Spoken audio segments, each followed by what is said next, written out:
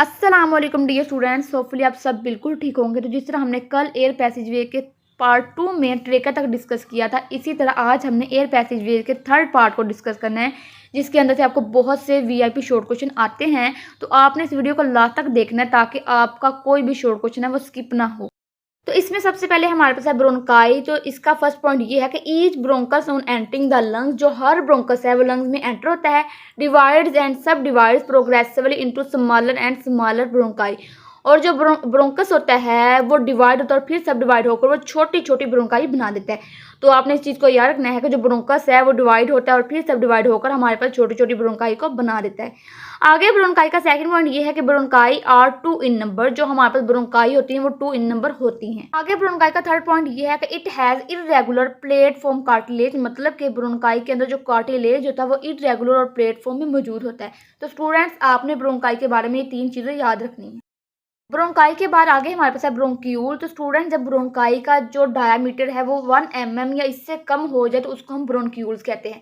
तो ब्रोंक्यूल्स में सबसे पहले यही लिखा हुआ है कि when the smaller bronchi attain a diameter of 1 mm और less than they are called bronchioles. मतलब कि जब हमारे पास एक छोटी ब्रोंकाई है जिसका जो डायमीटर है वो 1 mm हो या इससे कम हो तो इसको हम ब्रोंक्यूल्स कहते हैं। आगे ब्रोंक्यूल्स का सेकंड पॉइंट ये है कि bronchioles are many in number, जो हमारे पास ब्रोंक्यूल्स होते हैं वो बहुत ही ज़्यादा तादाद में मौजूद होते हैं।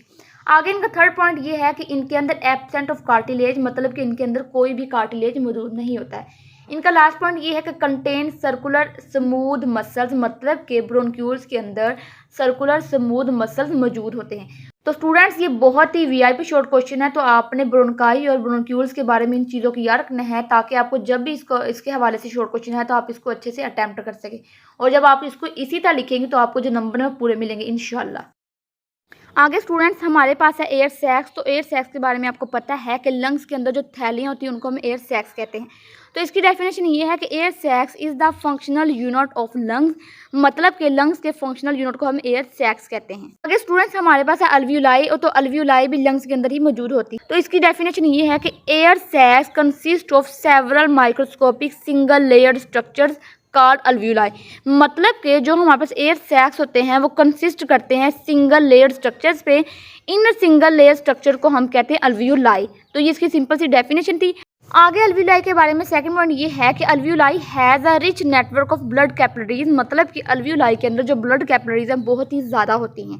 इनका थर्ड पॉइंट ये है कि it is a site for exchange of gases, मतलब कि अल्वियोलाई ऐसी साइट्स होती हैं जहाँ पे गैसेज एक्सचेंज होती हैं। इनका लास्ट पॉइंट ये है कि alveoli present in the lungs, जो अल्वियोलाई और लंग्स के अंदर मौजूद होती है। स्टूडेंट्स, ये भी बहुत ही वीआईपी शॉर्ट क्वेश्चन है। आगे अल्वियोलाई के बाद हमारे पास आता है लंग्स। तो इसमें ये है कि the lungs are closed sacs, जो लंग्स हैं वो क्लोज्ड सैक्स होते हैं that are connected to the outside, जो कि बाहर की तरफ कनेक्टेड होते हैं। किन से होते हैं? बाय द ट्रेकिया, नोस्ट्रिल्स और माउथ। तो जो हमारे पास लंग्स होते हैं वो बाहर की तरफ ट्रेकिया से, नोस्ट्रिल से और माउथ से कनेक्टेड होते हैं।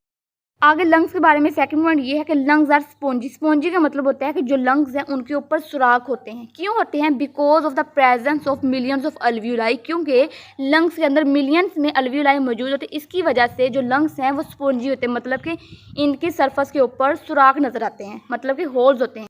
ये बहुत ही वीआईपी शॉर्ट क्वेश्चन है कि जो लंग्स हैं वो क्यों स्पॉन्जी होते हैं।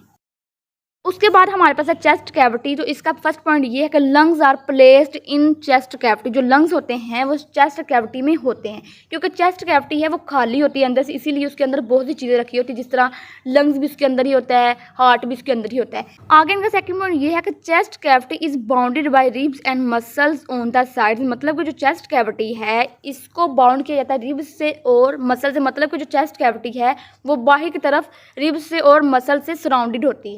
आगे स्टूडेंट्स, हमारे पास बहुत ही वीआईपी शॉर्ट क्वेश्चन है जो कि आपको फाइनल एग्जाम में बार बार आते हैं। सबसे पहले हमारे पास है डायाफ्राम। तो इसमें ये है कि the floor of chest is called diaphragm. तो चेस्ट कैविटी के फ्लोर को हम डायाफ्राम कहते हैं। इसका सेकंड पॉइंट ये है कि diaphragm is a sheet of skeletal muscles.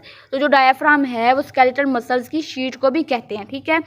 आगे हमारे पास पेलूरा, जो कि बहुत ही वीआईपी और आपको आपके फाइनल एग्जाम में बार बार आता है। तो इसमें ये है कि lungs are covered with double layered thin membranous sacs called पेलूरा।